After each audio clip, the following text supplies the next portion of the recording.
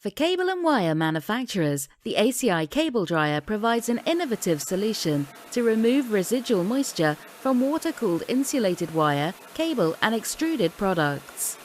The system is designed to improve drying speed and efficiency while reducing energy consumption.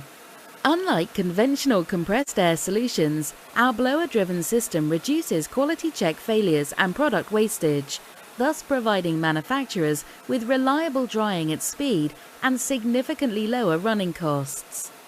Besides, the moisture removed from the cables can be recycled as part of the operation process to cut down on water consumption and further improve manufacturing cost.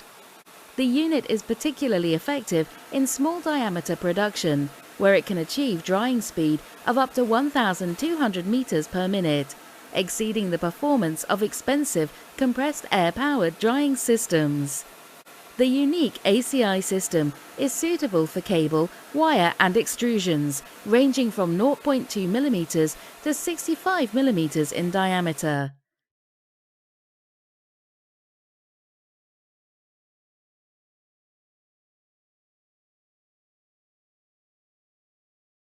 Contact ACI or your local representative for more information.